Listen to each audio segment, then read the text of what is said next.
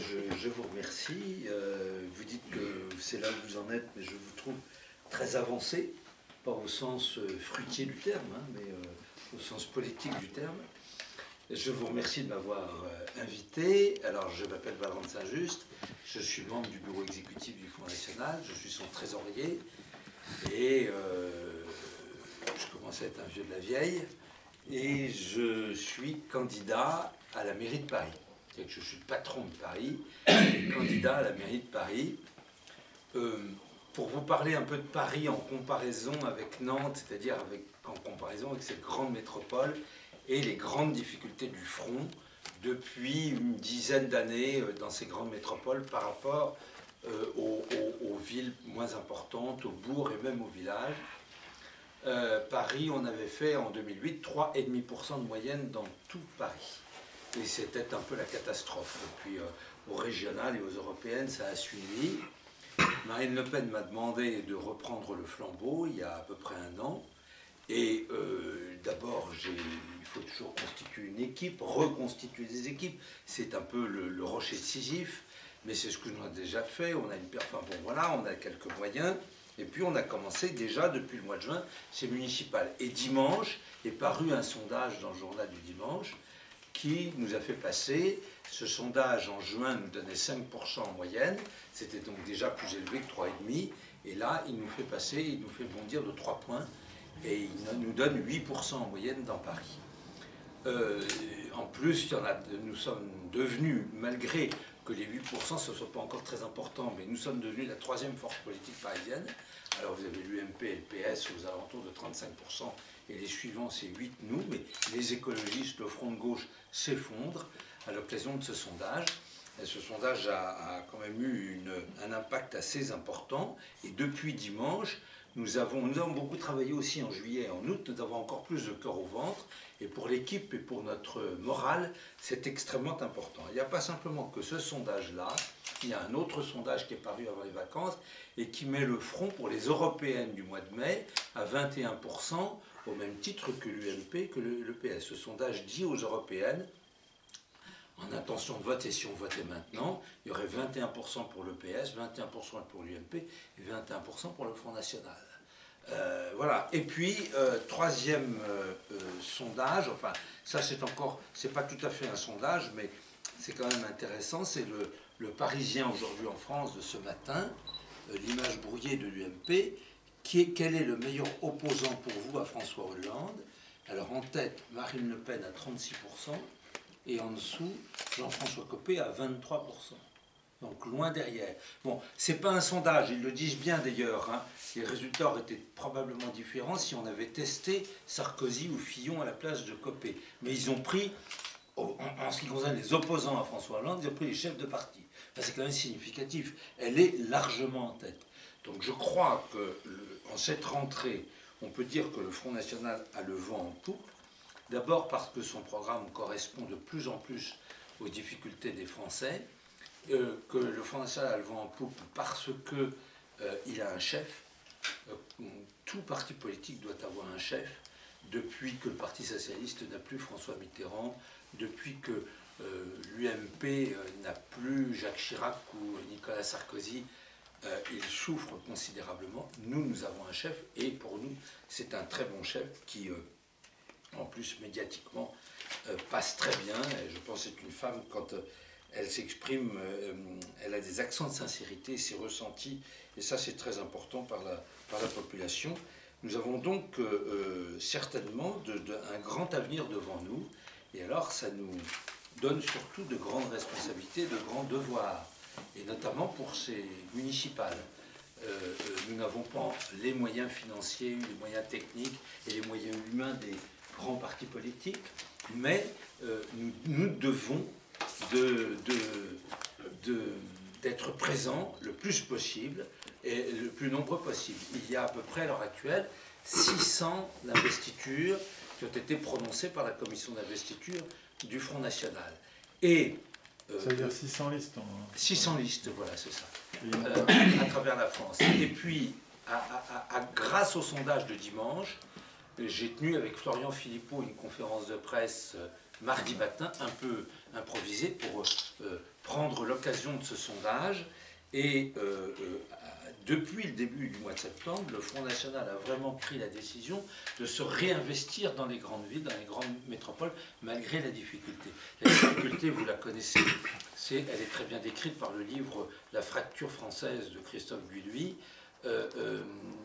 Les habitants de grandes villes comme Nantes, comme Amiens, comme Lyon, comme Paris, leur composition sociologique ne leur fait pas être immédiatement des électeurs du Front National. Mais petit à petit, l'oiseau fait son nid, et le sondage à Paris montre que si nous faisons ce bond de 3%, c'est que nous commençons à percer dans la frange droitière de l'UMP, qui a des idées qui peuvent être proches de les nôtres, notamment sur les questions de l'insécurité et de l'immigration.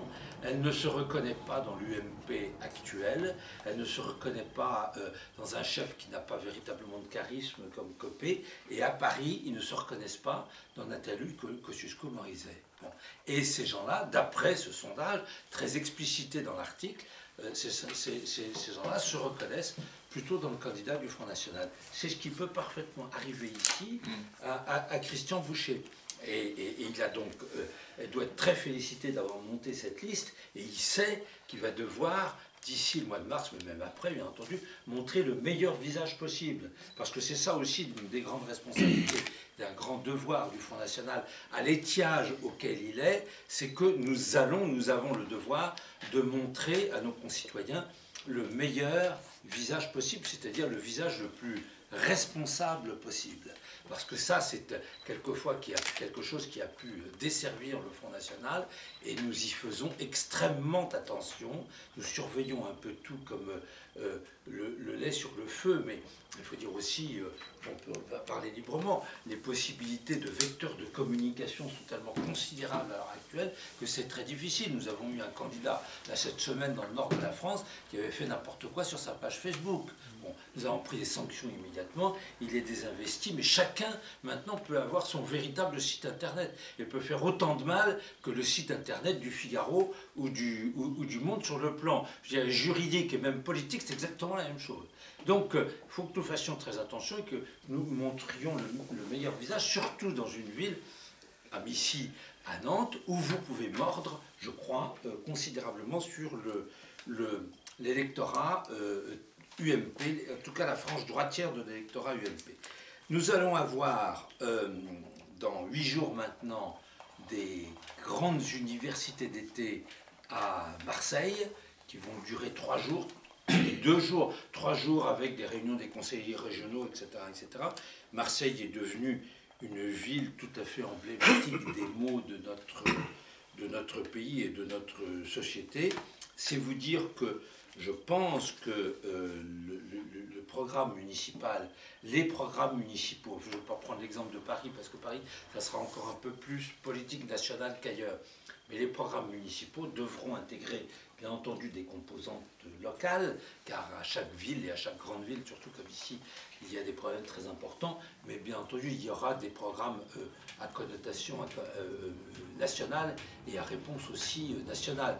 Les 3 grands sujets, nous les savons, qui préoccupent le plus nos concitoyens à l'heure actuelle dans un cadre municipal. Le premier sujet, c'est l'insécurité couplée avec le phénomène de l'immigration.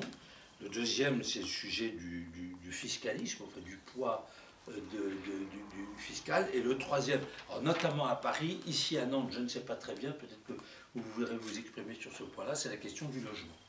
Parce qu'avec cette différence de composition sociologique depuis plus de 10 ans, il y a eu concomitamment un phénomène de raréfaction des logements et surtout d'enchérissement considérable des loyers.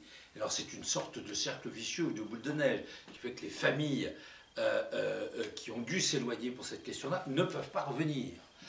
Et donc on se trouve avec des villes comme ici, comme Nantes, je le pense, je connais bien Amiens moi aussi, qui changent vraiment de composition sociologique et qui deviennent des villes, je dirais, un petit peu artificielles. Voilà. Alors que les bourgs, à 20, 30 km, mais ça engendre, enfin je ne veux pas être trop long non plus, mais ça engendre beaucoup de difficultés, parce qu'on sait très bien, les familles avec 1 ou 2 enfants, qui se sont éloignés à mon avis parce qu'ils pensent que pour leurs enfants ça sera très difficile. Leurs enfants auront du mal à être dans la ville et ils auront surtout du mal à l'éducation nationale. Parce que l'éducation nationale dans ces grandes villes a beaucoup de difficultés, notamment avec un brassage de population et une nationalité considérable, alors que l'éducation nationale dans les bourgs de 500, 1000, 3000, 10 000 habitants, eh bien, il y a encore une vraie structure, il y a encore de bons professeurs, et c'est ce que les parents ressentent. Et donc ils partent avec leurs enfants de cette façon-là. Mais si par hasard, dans ces conditions, c'est précaire, hein, vous avez un licenciement d'un des deux parents, une perte d'emploi, ou un divorce, une séparation, là, ça peut être la catastrophe et on peut très vite aller vers un état de très grande précarité. Alors donc, je trouve, moi, personnellement, que sur le plan sociologique, la société française, et c'est Guilluy qui le dit bien, c'est donc bien fracturé. Et à l'occasion de ces municipales, en comparant ce qui se passe dans ces grandes villes comme Nantes, et dans les autres villes, et dans les autres départements, et avec Paris, on va bien... Alors, il faut que ces familles reviennent dans des villes comme ça. Il faut trouver un moyen, notamment sur le logement, un moyen de revenir. Il y a des gens à gauche qui sont très préoccupés par ce problème. Cécile Duflot vient de sortir un projet. Alors c'est très difficile de prendre position. Moi j'avais pensé à des propositions même plus radicales pour Paris, mais il est certain que cette question du logement, il va falloir absolument la traiter dans le cadre du programme municipal. En ce qui concerne le fiscalisme et les familles, on sait qu'en 2013 et surtout en 2014, les familles vont beaucoup souffrir sur le plan fiscal. Alors, une municipalité, là aussi, ne peut pas tout. C'est surtout la fiscalité de l'État. Mais vous en serez, je pense, à vous demander si vous ne pouvez pas proposer une baisse de la fiscalité à Nantes pour la mandature qui va venir. Je ne connais pas exactement l'état de la fiscalité à Nantes, mais je la connais par exemple à Paris. Et moi, je veux donner à Paris, peut-être pourrez-vous faire ça aussi, ce signal aux familles et aux entrepreneurs.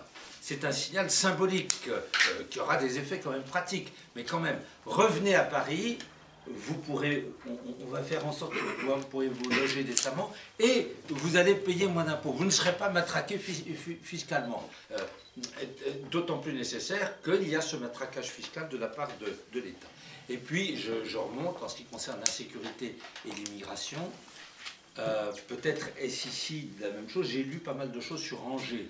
Et notamment, j'ai cru comprendre que dans un grand nombre de villes de l'Ouest, les pouvoirs publics avaient fait venir beaucoup de demandeurs d'asile, de déboutés de la demande d'asile, de sans-papiers. Et c'était un peu une politique des pouvoirs publics que de les concentrer dans des villes. Alors je ne sais pas exactement à Nantes. À Paris, nous avons le problème des Roms, qui devient extrêmement important et surtout extrêmement visible. Alors on va toujours me dire, ne confondez pas les questions d'insécurité et les questions de sentiment d'insécurité. Mais j'ai toujours... C'est vrai qu'on peut très bien ne pas avoir été attaqué, agressé directement et avoir un sentiment d'insécurité grandissant. Mais ce sentiment d'insécurité, il ne doit pas du tout être méprisé chez nos concitoyens, et les pouvoirs publics doivent parfaitement le prendre en compte. Et des gens qui habitent dans des villes où il n'y a pas de problème d'insécurité, mais ils lisent les journaux, ils regardent la télévision, ils écoutent la radio, ils savent ce qui se passe, et ils sont capables de prendre des décisions de vote, et notamment en faveur du Front National, parce qu'ils se rendent compte que peut-être pas dans leur quartier, dans leur ville ou pour eux-mêmes, mais en France en général, ce problème de l'insécurité devient extrêmement prégnant.